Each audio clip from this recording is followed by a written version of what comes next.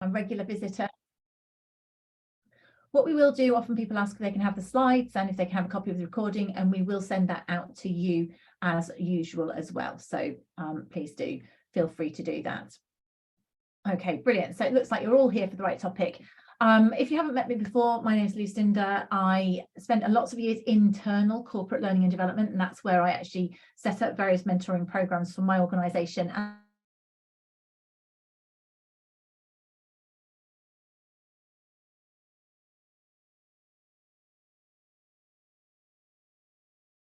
Episode 98, which was quite a while ago, I did on this topic, and I've written a book about change, if that's something that you're interested in. The day job that I do, just for your information, should this be something that you may need now or in the future, is Actus. It's a complete performance, talent and learning management suite.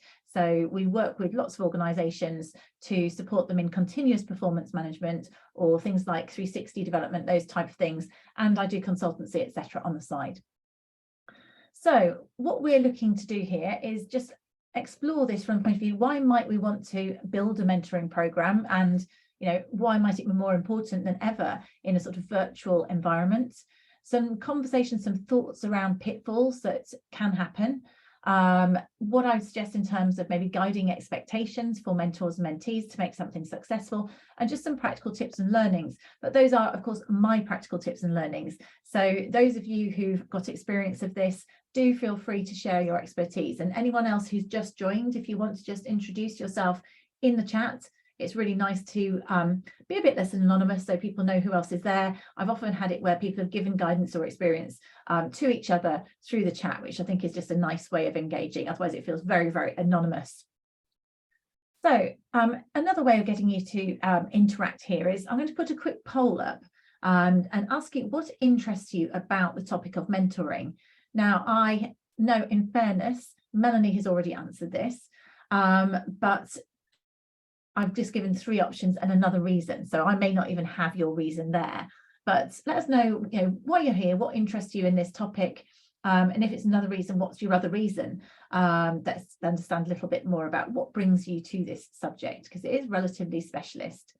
And if you are planning to set up a mentoring program, I can see a number of you are responding to that. Maybe in the chat, what's the reason for that? Let us know what the reason might be for your organisation want to do it. So I can see that Melanie's saying you need to do it to support people's development. So it's a part of your development programme. Dan, yours is interesting. So saying marginalised. So is that a sort of D&I initiative? It's a way about supporting people who are, yeah, right. Okay, great. And is that, Dan, is that therefore, is it related to a higher education organisation, or is it completely independent?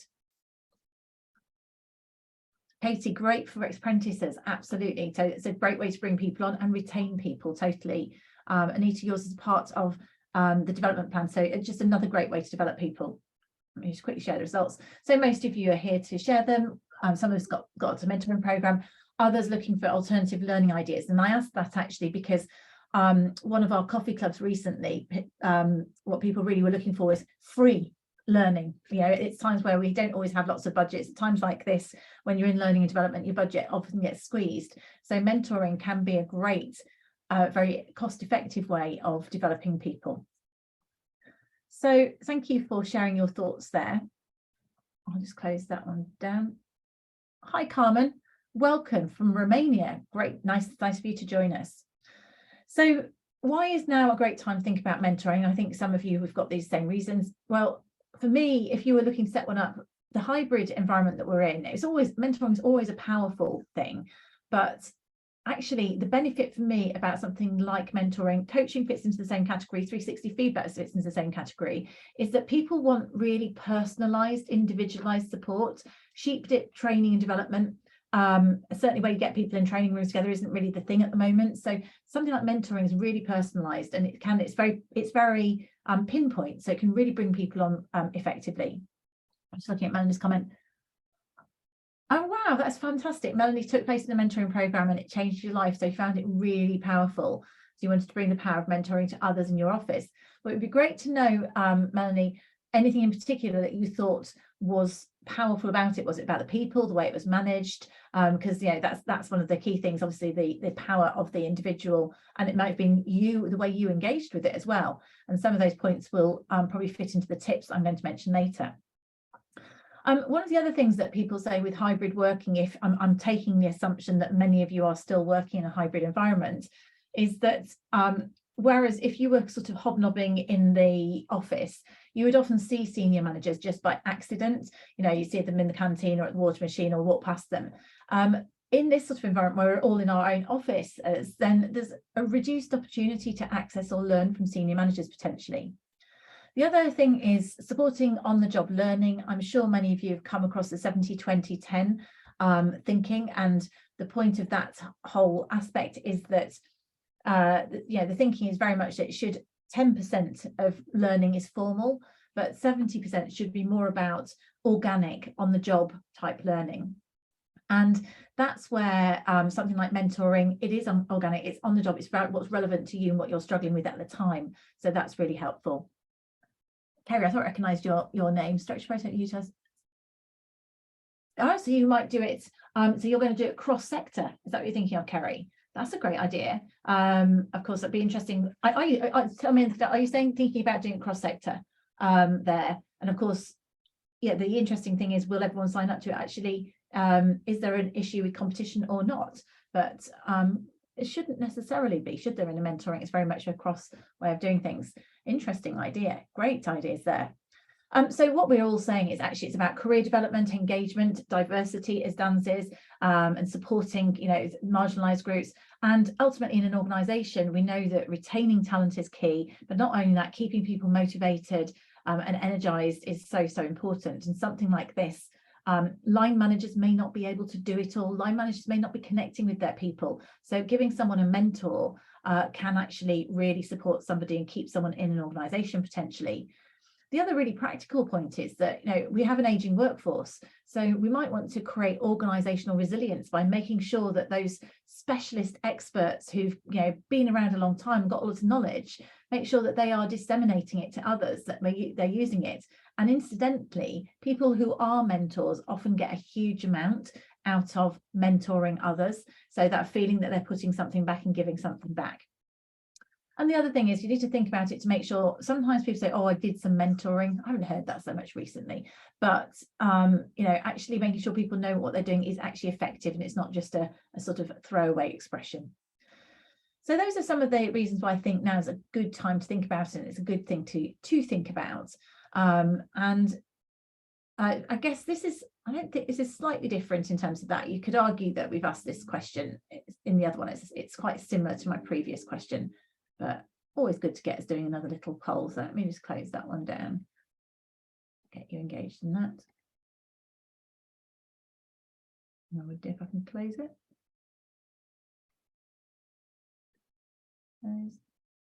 Stop sharing.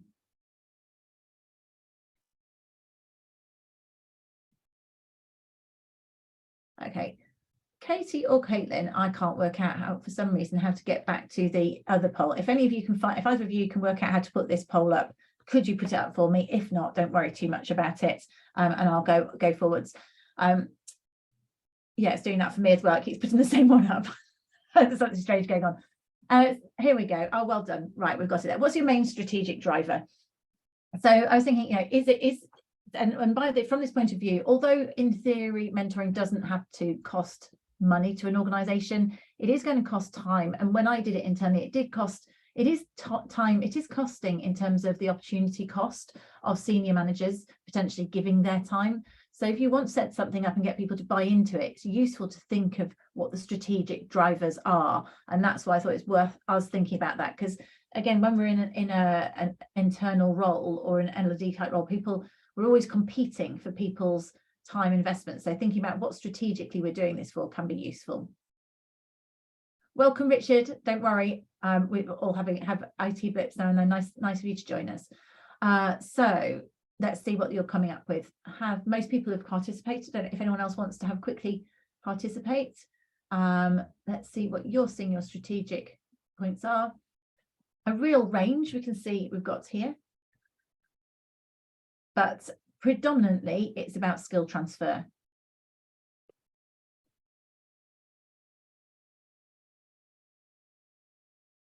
So Katie's saying it's hard for future planning because mentoring is important for the senior manager team, but lots of people don't see how it affects them.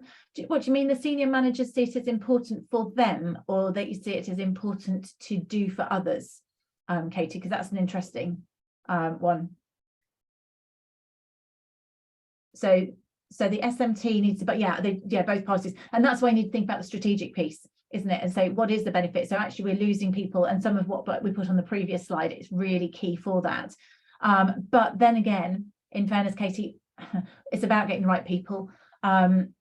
Those people who, you want to make it appealing to the mentor, I totally agree, but those mentors that just will never in a month of Sundays have the people gene, you're probably not worth bothering with. So finding different people there is key. So and that leads on to some of the challenges, actually common issues with mentoring programs. So things that I've seen is the relationships fizzle out. So set someone up with a mentor and then nothing happens, and that could literally be because either party isn't committed to it, or we've got someone where the mentor just wants to get on with their job, as Katie's saying, or as Carrie's saying, they haven't got the support or the training. And this is exactly why we're talking about this, is how do we set this up in a way that gives people that support. I'm an advocate of giving it a structure and matching mentors and mentees, totally, Katie, because sometimes there might be clashes. So you want to make sure it's not too ad hoc.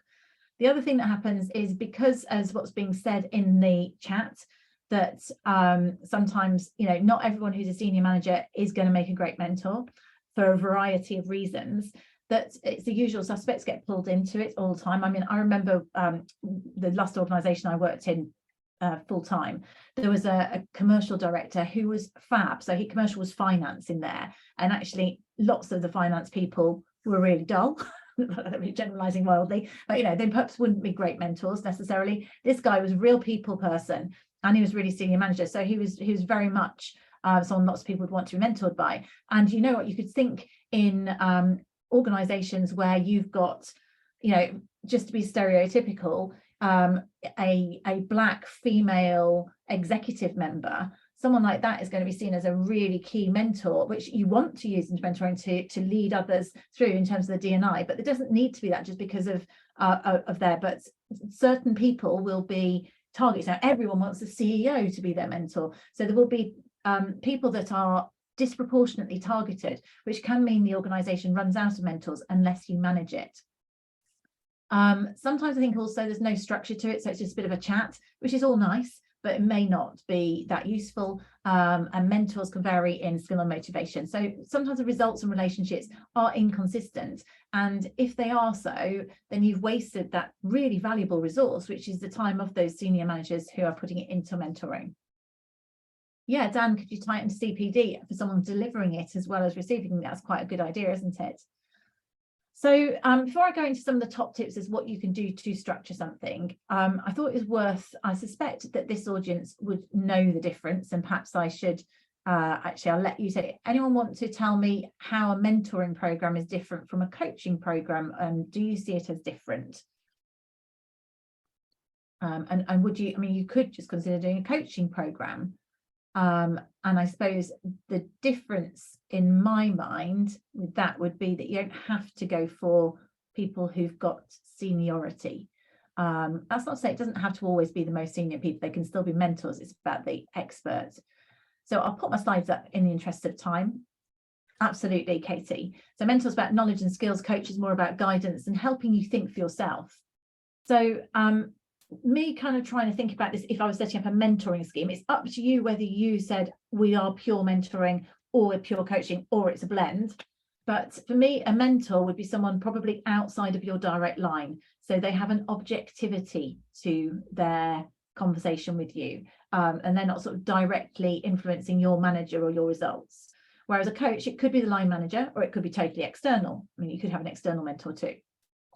Mentor, it's legitimate for them to share their personal knowledge, their expertise and experience, and to an extent you are engaging with them for that very reason. Whereas a coach, actually, specialist technical knowledge can be a hindrance because you feel like you need to tell people how to do it, whereas a coach, they just need to be open-minded. It's not about specialist technical knowledge. They're more about asking questions and a sense of opening up thinking through questions and getting people to find their own answers. That's what the coaching is. It's not about prescribing a route, and it's not about advising. It's more about the individual and getting them to think for themselves. A mentor, as I said, it's more formal and structured than a line manager, and they can sort of coach. It's great, to be honest, if a mentor has got good coaching skills, so they don't just go, oh, if I were you, I'd do it this way. However, they are able to say that, if you know, may I share an experience or some advice, it's legitimate to be sharing that, and they are more likely to be providing guidance and advice, not necessarily saying it's all the right thing. So for me, if a mentor has coaching skills, that's really useful. But if a coach starts mentoring, that's not really their role. That's how it fits for me. So moving on, in terms of if you're setting up your own mentoring program. Now, some of you have already put some chats here. So I can see that we might want to think about training and support tools, as Kerry said there. We might want to think about the type of person who's the mentor, making it appeal for them. Think about, could we tie it into CPD? We could think about personalities. So all of those things I think are worth thinking about, and you may have other things that you've thought about. So if I was setting up for success and setting up a mentoring program, and in fact, this is what I did do, I first of all thought about the pool of, I had to identify a pool of mentors. So the pool of mentors, part of it was, were they willing, did they want to, and were they prepared to give a specified amount of time? There was no point, they might be the most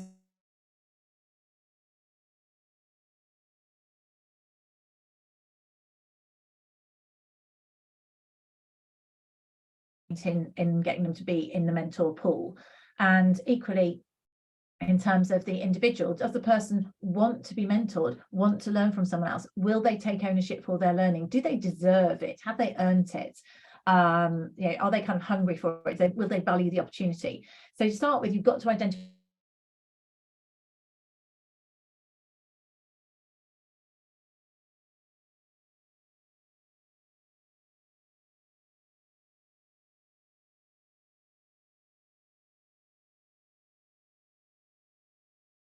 Lucinda, I'm not sure if it's just for me, but I think your screen might have frozen.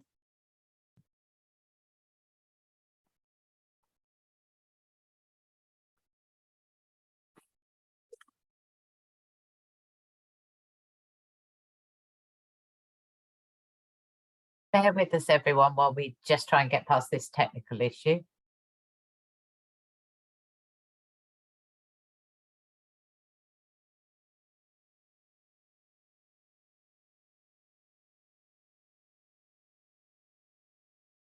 Lucinda, I think you're back, but I think you're on mute.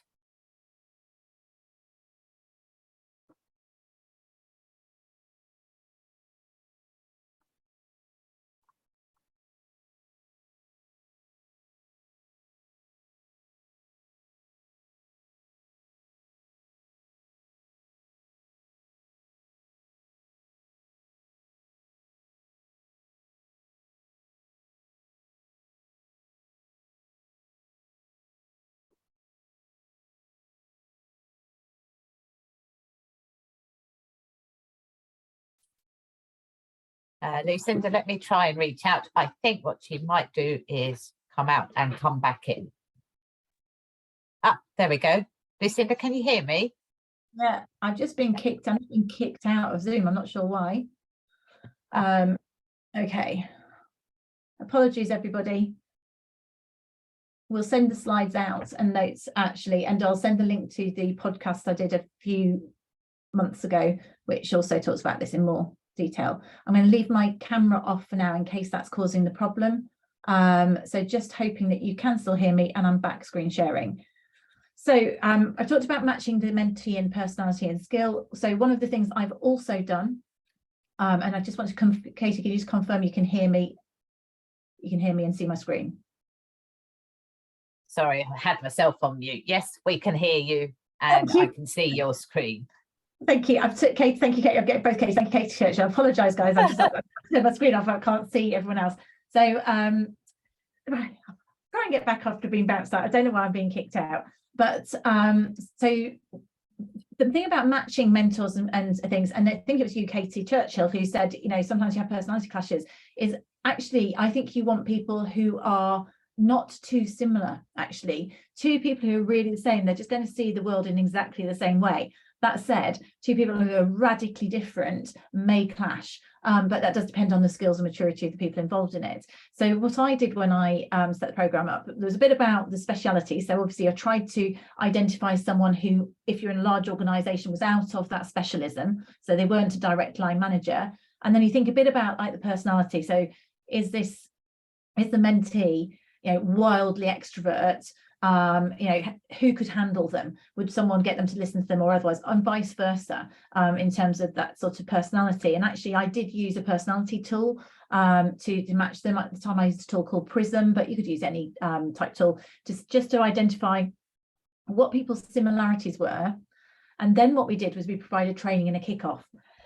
Excuse me. And so part of that kickoff was we got all of the mentors. We had a sort of cohort of 20 people, let's say 10 mentors, 10 mentees. And we talked about the points I'm going to go into in a moment in terms of frequency, purpose, ground rules, etc. But we also said, you know, these are your personalities. This is how you are, similarities and differences. So, for example, you know, if it's myself and yeah, Myers-Briggs would work, Katie, as well, that you could work. So if we take Myers-Briggs and we do a bit of, you know, it's got a bit of team building element to it, any type tool like that. But the main point is to make sure that they have self-awareness about their similarities and differences. So I might say, no, you two, right? You know, your mentor is a total extrovert, i.e. they like to talk before they think, but the mentee is an introvert and they like to think before they talk. So what that means is the mentor needs to make sure that they ask a question and give the mentee time to think about the answer, not just jump in and answer all the way through. So, you know, or vice versa. So the main point of any of these personality tools for me is just identifying where you're similar and where you're different, because that could lead to either conflict or blind spots. And so that in itself gets people thinking about it. And then the other thing that we talked about in the training or kickoff was agreeing the sort of frequency, purpose, and ground rules. And for any of you who've been a coach, it's what we call contracting. And I've got a download that will give you the link to, which is like a mentor contract example that you could use if you wanted to. What we decided was that part of this contract was you had to agree to a frequency, and we gave the program a start, middle, and end.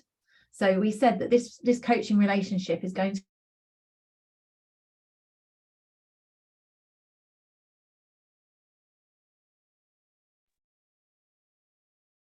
Lucinda, sorry, I think you've gone again. We can't hear you. All right, so my sound. You're back, you're back, you're back. Anyone can tell me the last thing they heard me say? I'm talking about contracting. Did you hear me talk about contracting?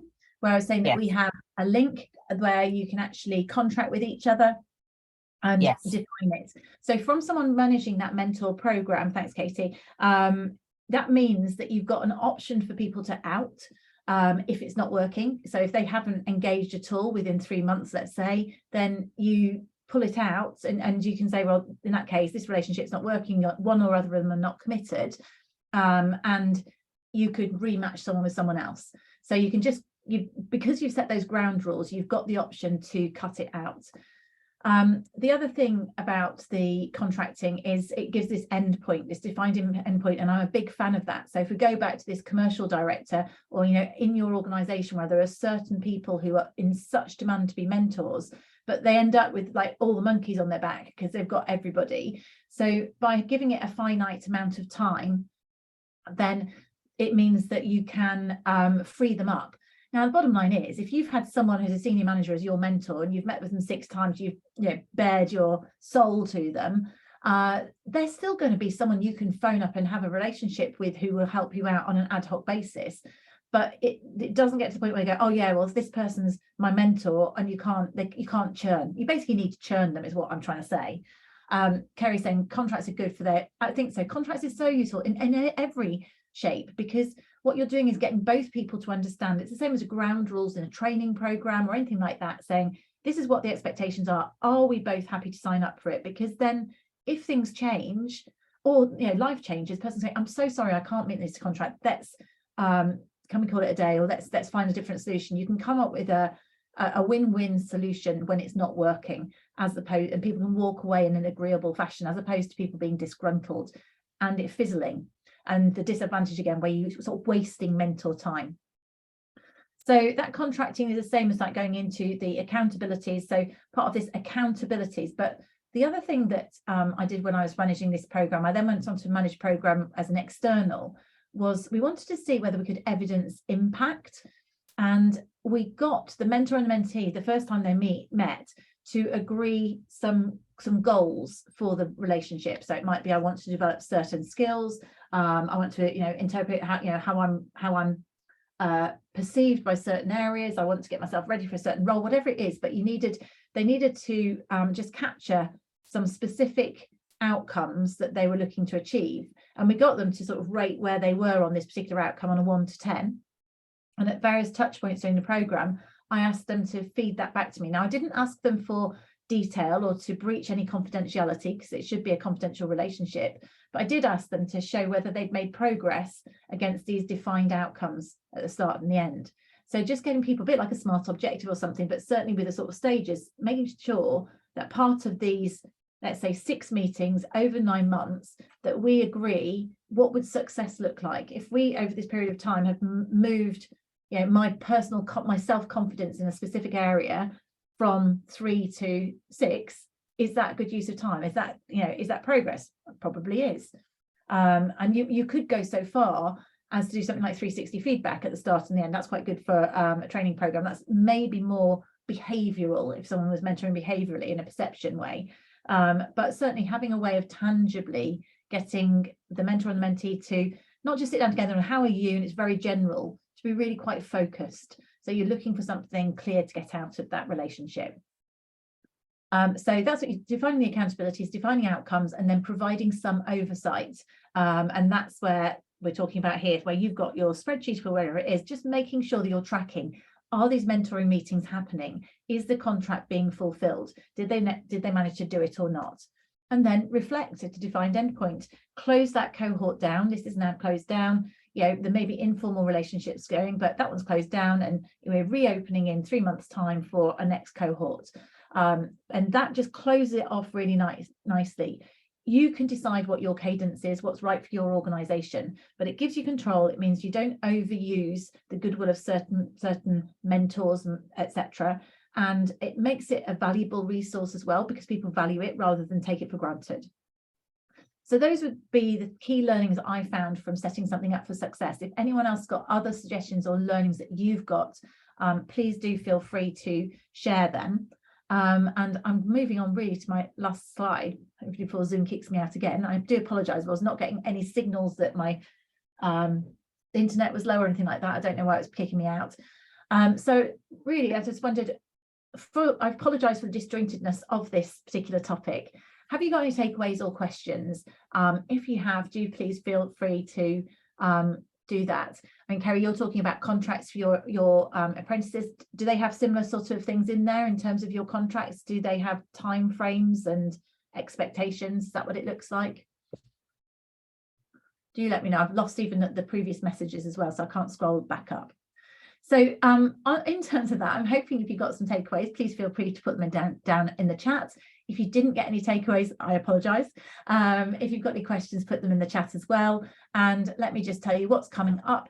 So we've got one more webinar in February, and that's going to be about underperformance, dealing with underperformance. And then we're going to go on to the topic of change management, because when I was putting out on LinkedIn what people were interested in, there were lots of people wanting to do more on culture change. So yes, that's the case. Yes, Katie, we'd be sending to the emails. Oh, good. That you registered with. If you need us to send to a different email, you can just message. You don't have to send it to everybody. Just put in the chat if you need a different email. I don't know what you signed up with. Nice to see you, Elise. Thank you very much for joining, guys. And we'll send those out. Paying attention. Yeah, think about the personality aspects, because that can actually make or break a relationship. And similarity isn't always the best thing. Okay, so useful resources. And thank you, everyone, for your patience if anyone does want us to follow up on anything, you know where we are, just please come back to us and we will send out the usual email with links and useful materials. Thanks, guys. You can't see me waving because I've turned my camera off. I will stop the share.